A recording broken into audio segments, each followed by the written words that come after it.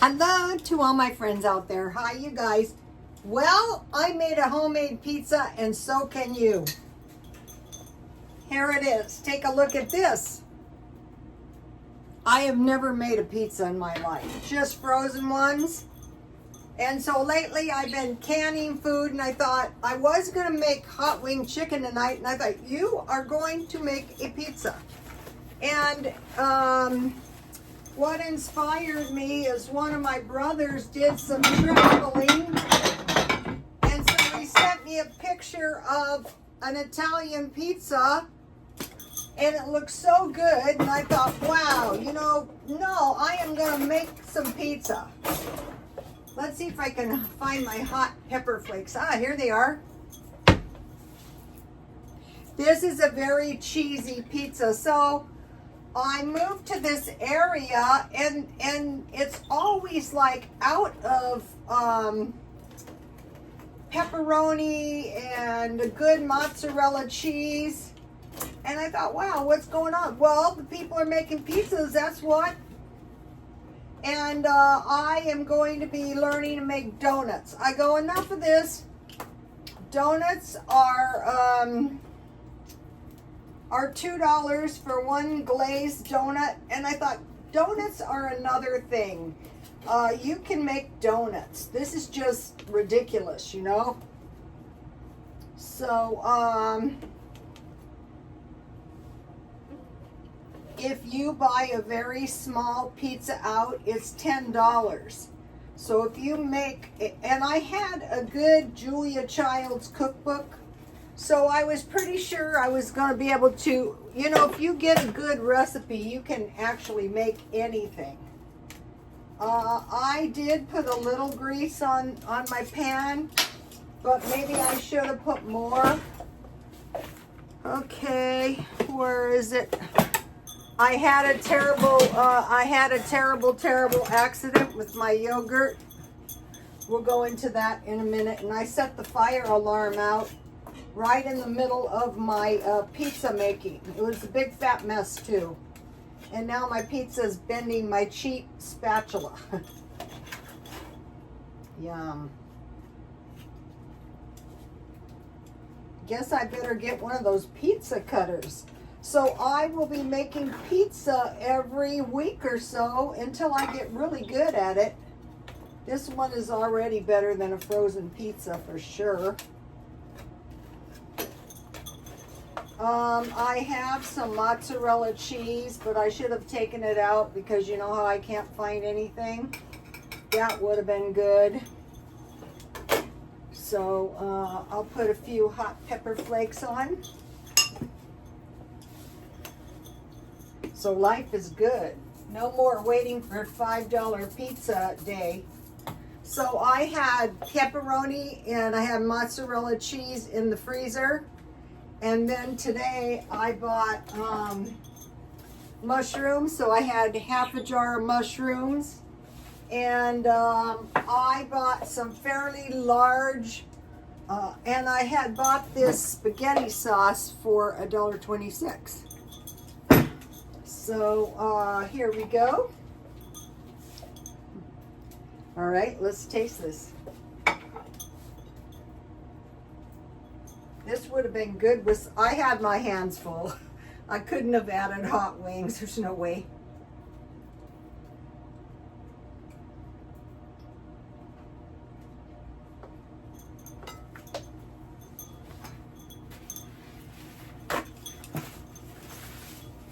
That is pretty good.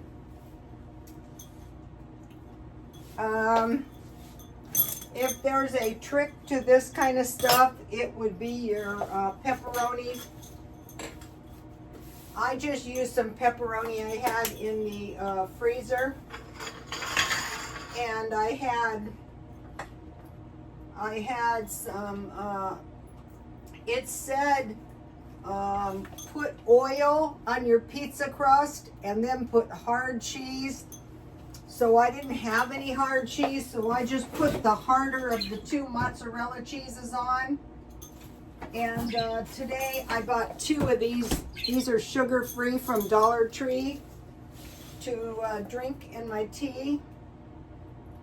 These taste good. This one is French vanilla, 125. It is how many servings? 10 servings or 16 servings. Those would be very tiny, like a teaspoon. Depends how much tea you drink. When I have that stuff, I drink a lot. So now, how did I make this? Let me show you. I had my Julia Child's cookbook, and I'll be making some stuff out of here. So the first thing I made, I figured this would be good. So if you're a bread maker at all, you're going to be able to do this, even if you're not a bread maker. So here is the beginning of the recipe here. This is a pretty old cookbook.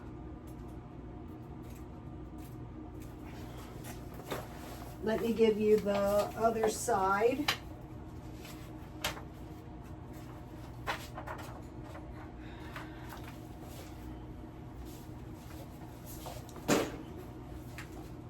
I like to add the recipes in every video.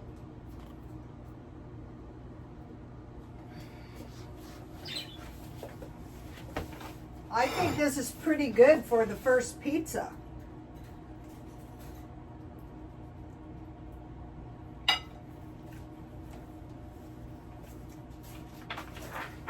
All right.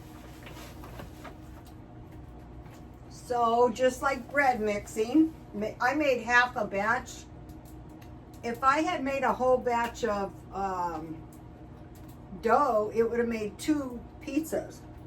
But I'm going to give you the recipe for the entire batch.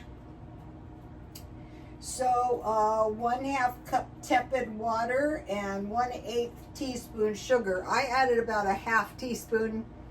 I wanted to make sure this was a great recipe. I want to make sure my dough rose. And then when it was tepid, I added the yeast. I covered that to activate the yeast.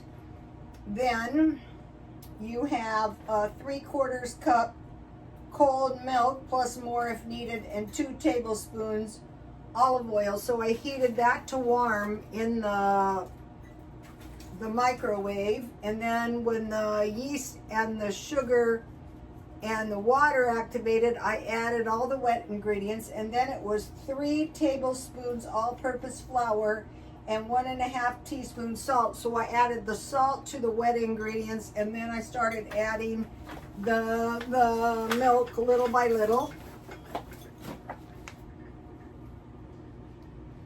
And then I made a soft dough.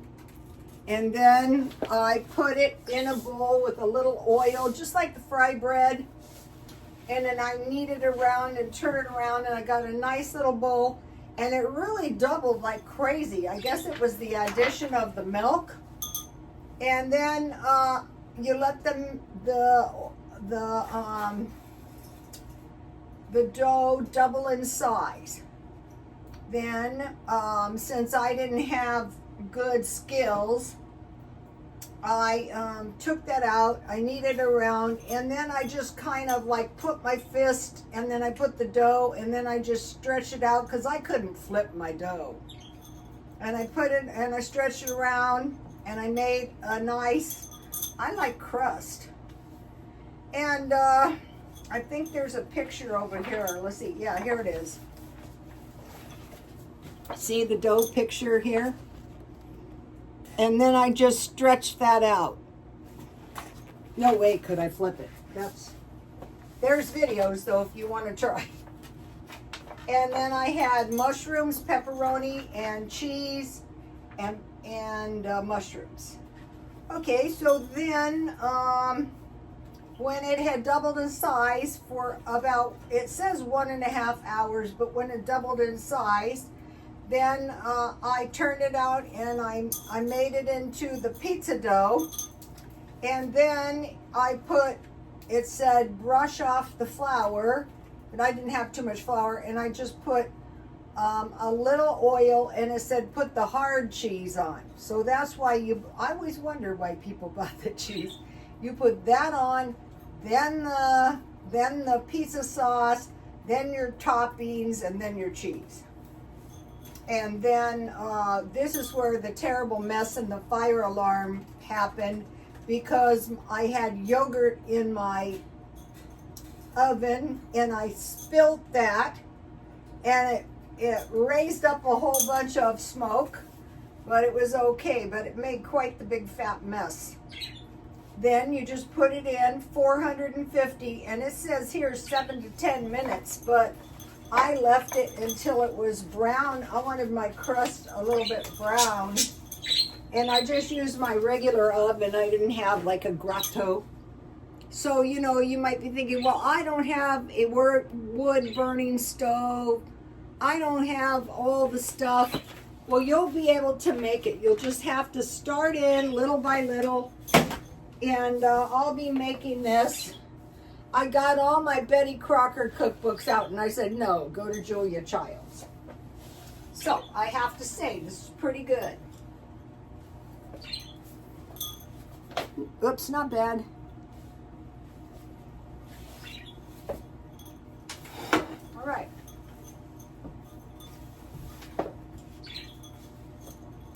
Then I made yogurt. And for all the bad stuff I did, it turned out really pretty good. I only lost half of it. So I had about 3 tablespoons of shelf-stable milk. 3 cups shelf-stable milk and 1 Yoplait yogurt. So what happened is I turned the oven up to 450 with the yogurt, and they say don't get your yogurt hot, it will kill your cultures. It's okay.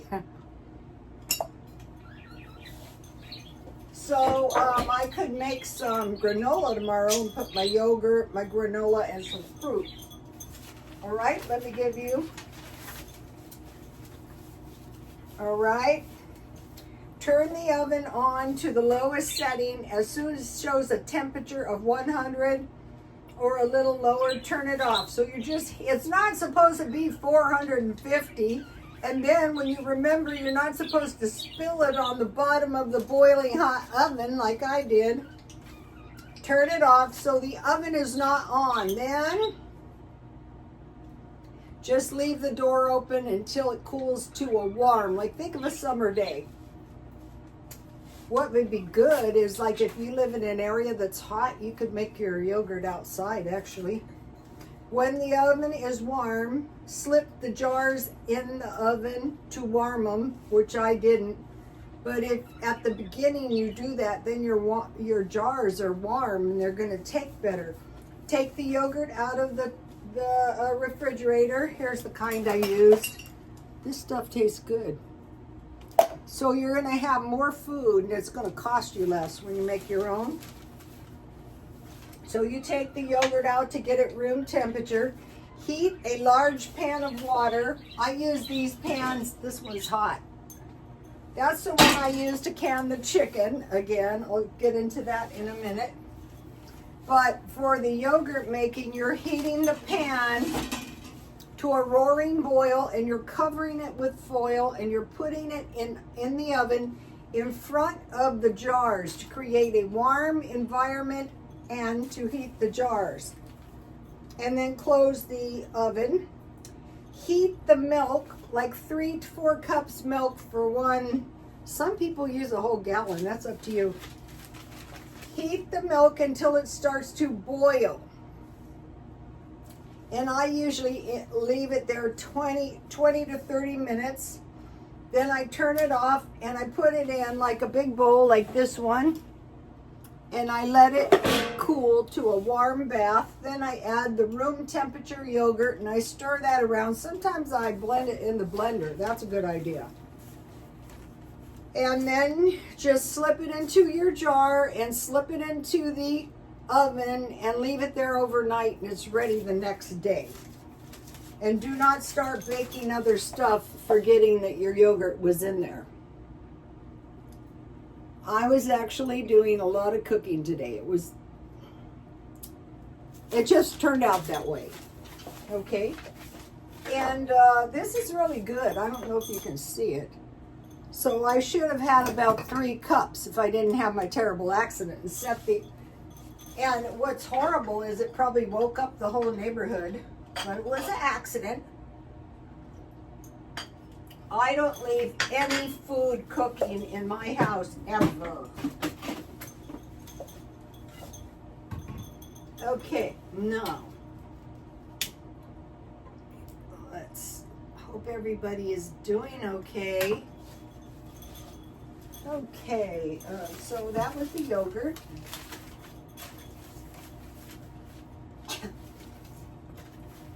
Let me give you the granola recipe. If you make homemade peanut butter, it's even better. And what you can do is you can just press with this recipe, press it into a flat cookie sheet and cut it before you bake it. And then it's going to make some nice crispy granola bars. And if you want, you can grind them up and put them with milk, or you can put them on yogurt. So it's 3 cups oats, 3 cups nuts and fruit like raisins, 1 cup coconut or banana chips if you want, 1/4 cup oil, 1/4 cup honey or pancake syrup, and then you can add 1/4 cup of peanut butter, and you bring the oil, the honey, and the peanut butter to almost boiling, and then you pour it over your dry ingredients. And then if you're going to make granola, 250, and you flip it around, so all the sides are brown. Otherwise, if you just want to flatten it, cut it first though, and then make it into bars. This is a really good recipe. All right. All right. Now I made, where did I put that? I made chicken. Canned chicken. Okay, I didn't pressure can them. Aside from the pizza, the thing that I learned that's going to be, okay, so back to preservation of life and limb.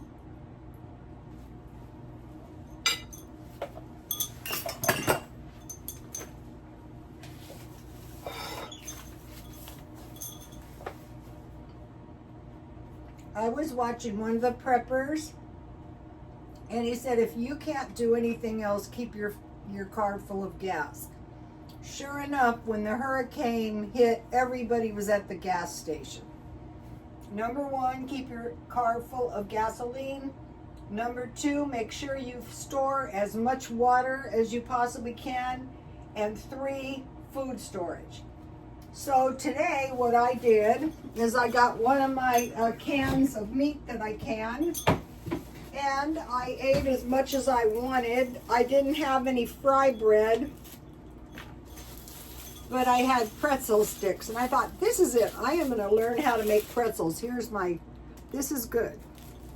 The only thing I did that I would prefer not to do is the pickling spice tasted good, but I don't like peppercorns, so I chomp into them. So I would not do that in the future. But my goal was to can a case of canned food. But I realized just for one person that 10 cans is enough for a month, because 10 pounds of meat is enough for a month. And so when I come in, if I have the meat ready, and if you're older and you have meat available and you can make a sandwich, or you can, just eat it like I do, is going to be so much better.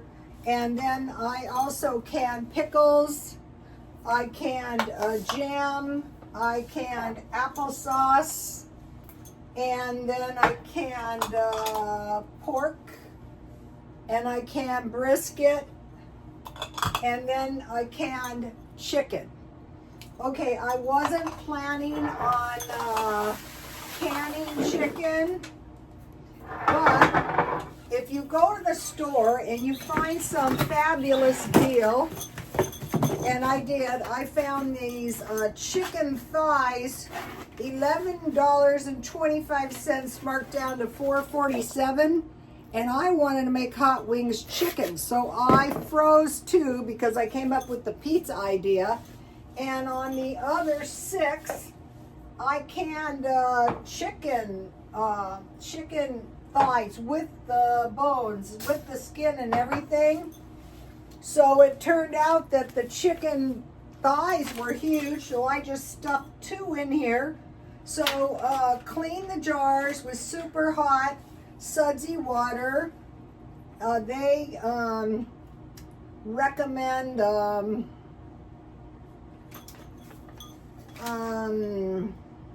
wide mouth jar, but at the time, these are jars, these are Walmart pints. I bought 12 for $10.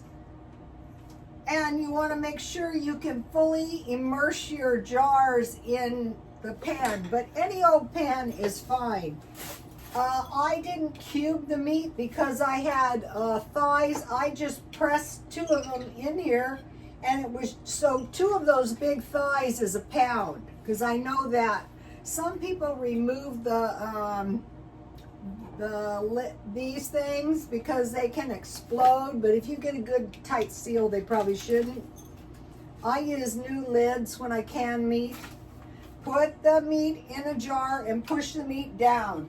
Okay, if it's beef, I go only up to here, and I might add onions, or you can put water. But with chicken, I knew there was going to be chicken fat, so I didn't add water. For a pint, 1/2 teaspoon salt, or for a quart, one teaspoon. So 1/2 teaspoon for a pint, a teaspoon for a quart, and you just put that on top.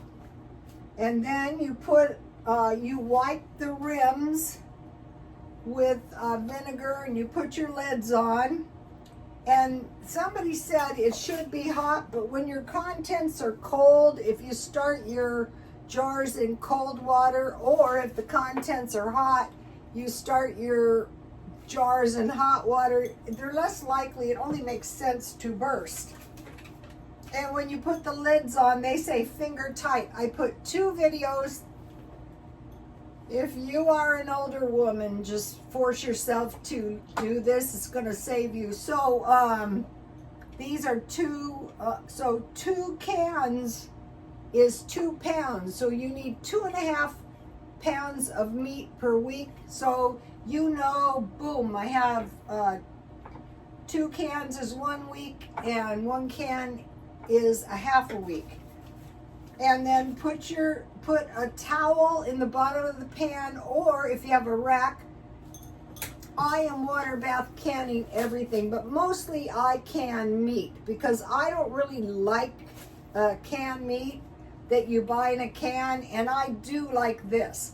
And I could have made some awesome sandwiches. Oh, I'm going to show you something else I bought. I saw some lady buying these. I bought 2 of them because they were so cheap. Look at these. These are $10 packages of meat for $2.70. It's some kind of Asian pork. One of these nights I will pull this out. I go, what should I do with this? And the lady said, eat it with some rice. Well, that's a good idea. 1 pound is enough for 4 meals, 3 or 4 meals. So when you're older, you want to make sure you have enough protein. Okay, so then back to this, and I just, you bring your, don't start timing your meat until it's a roaring boil. Cover it, boil for 3 hours. Okay, I kept a pan of hot water next to my pan, and if the water went down, I poured more in. And then you just turn it off, cool a little. You guys try this. This is going to protect you from a food shortage. We're going to go into that in a minute. So the most important thing is a tank full of gas, food storage, water, and a little cash. Not too much, but you know, a little bit. So that, and then I made Oh no, what did I do with that? These are chocolate chip cookies, and I thought, you know what? You're gonna make cookies. They're easier to make. They're better. Toll House chocolate chip cookies to eat with my tea, and then I just keep them in the freezer. Let's see if I put it up here. How I do this every night. It's so utterly annoying.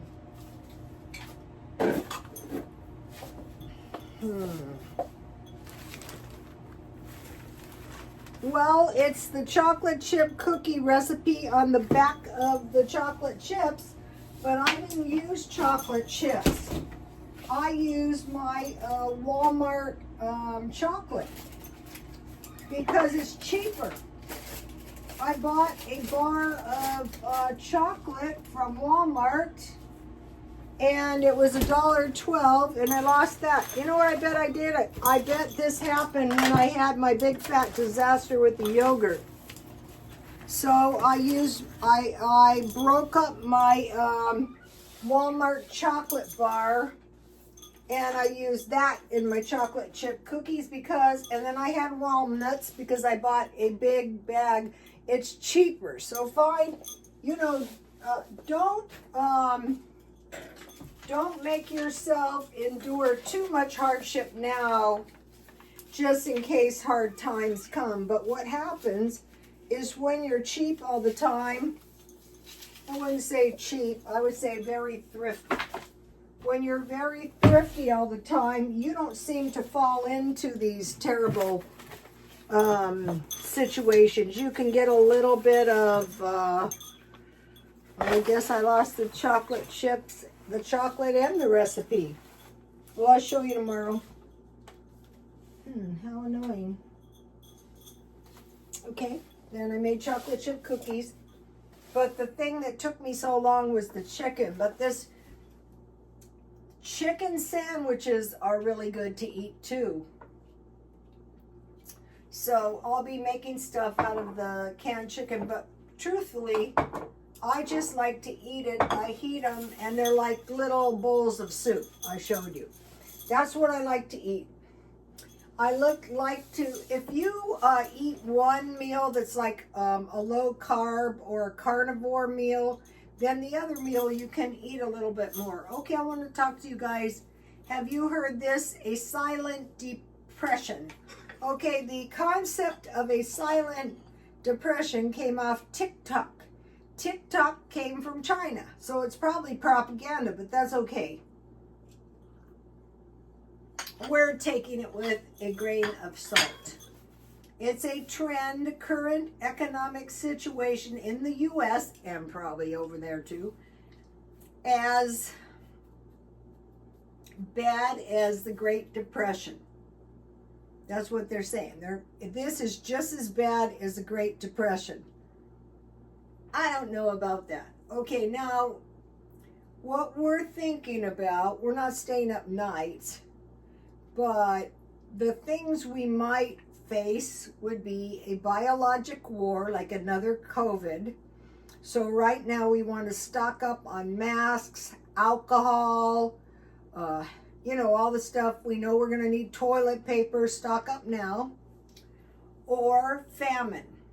Okay, so now what they're saying is they're bringing the illegal immigrants over because we don't have enough population to grow. So I can kind of see that. All the countries want immigrants. They say they don't. They say they don't, but everything they do say is they do. All the people in Washington are probably telling Camilla, good job. But we need them. We need them because we have an aging population, and so the aging population are not consuming like a younger person does. The younger person might work and then spend all their money on stuff, whereas the older person is like me. I still buy stuff. Okay, let's think about this silent depression on TikTok. All right, first of all, the first Great Depression was a worldwide depression. So we have these worldwide markets. We got to compete. And we got these other countries, the R country, the C country, the Mid-Eastern countries all banding together, and they're using the gold standard, which is pretty smart, sorry to say. And China's, but you know what? You can't eat gold, okay? If you get a famine, you're going to be over here. Do you have some wheat we could possibly buy? Okay, I am not. They're the ones that have the huge population, not us. We have all the old people who know how to be thrifty. And they're suggesting we're going to live to be 85. That is nonsense. Like, I'm older myself. I do all this stuff to myself. I go, I'm lucky if I can last for 10 more years, if that. But I am trying. And I keep having these accidents, you know, like older people. Okay, so, no. In the Great Depression, number 2 thing is bank failures. We just had a couple fail. And panics by the population who ran to try to excrete their money and they couldn't get it out. And that led to a collapse of the money supply. So that's what people are kind of worried about. It's maybe going to happen to us. Also, some months ago, it was reported that our GDP was the same amount as our debt. Now, within a few months, the GDP has exceeded the level. The level of debt has surpassed by $1 billion and something the GDP, and that is all on paper, not on gold. Okay, but we're not worrying about that because we're just, you know, doing the best we can now. Okay, now number 3 was the Smoot and Harley tariffs, which were government policies that crippled the global trade. So there was tariffs, and then, you know, that affected our economy adversely. So that was bad. We've seen tariffs. We've seen the reactions. That's fine. We have a gold standard. They're always smart when times are fairly good.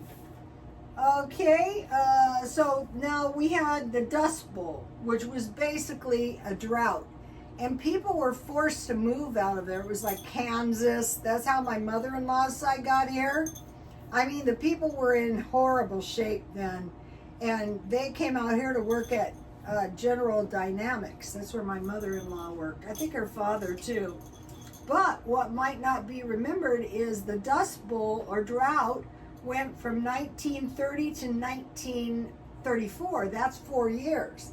So if we can stockpile food for 2 or 3 years, that's going to help us. You cannot stockpile too much food and water. Okay, and like this pizza, okay, that is cheap. And that is something people down through the ages, and as you make this, it's going to get better. Okay, so now there's some other bad stuff. There was foreclosures of homes and farms. Mills and mines were abandoned. People went hungry. There was a rising interest rate. We've seen that before. I can remember one time some unfortunate people, the interest rate was 19%. There was an unequal distribution of wealth. So, but the wealthy people suffered too. Wealthy people suffer during these depressions as well, but they have a little bit different approach. They kind of hole up in the house and wait for times to get better. And they have enough resources so they can do that. So if we have resources so we can do that, I started buying these sodas, 12 for $8. That's cheap for soda. And then there was also something else bad. It was, where did I write this? Closures, people went hungry, and there was food riots. 1934, after the Dust Bowl droughts, there was food riots. So hopefully we'll never see that again. Hopefully the unequal distribution will pay for the social services, maybe. But who's to say? Wouldn't it be so much better if you made your bread? So now think about these. Car full of gas, water, food, like what? Milk, that's storable. Bread, that's storable. And back when they had to have chickens. So we need to be giving that some thought. So you make your bread, you make some chicken, and now this has, I don't know if you can see this, that chicken fat is going to make some good chicken pies or chicken and dumplings. There's all kinds of things. Or let's say if you're older like I am and for lunch you're drinking some tea. I was going to show you if I can find it. I still don't have this stuff packed up. I have bought a lot of these. Now these are worth buying. Pretzels. So I was eating pretzels and meat. So I am going to be fine. But it could be any kind of bread. It could be crackers. It could be peanut butter and crackers, whatever you have, jam. It could be rolls. It could be English muffins. You can make some awesome breakfast sandwiches too. If you don't want to eat oatmeal, sometimes I don't want to. I also stock up on cereal when it's cheap, and then you have milk. And so you're thinking all the time, like today I went to the markdown bins and I bought another package of bell peppers for $1. I like to have meatloaf in my bell peppers. So today mainly I was looking for chicken. I wasn't expecting to buy this much, but I was expecting to buy it marked down. And I was looking for produce. And the other thing I bought was, I know some of you are doing this. I bought a bag of salad. I eat salads, you just don't see me. And then, now this is something, I just bought 2 because out here it's very hard to find decent tomatoes for some reason. So I went there looking for markdown, I went to Ralph's looking for markdown produce. And then at Dollar Tree, I'm still doing the $7 a day non-food items. And I bought things, that I needed, small items. Oh, this is what I wanted to show you. This is a new thing at Dollar Tree. I'm going to get one of these. These would be good on the chicken too. So now I was going to mention about the canning of the meat. What you can do is you can sprinkle quite a bit of this stuff on your meat, like your chicken. So far, the only ones I've done are beef, pork. The best ones are brisket and chicken.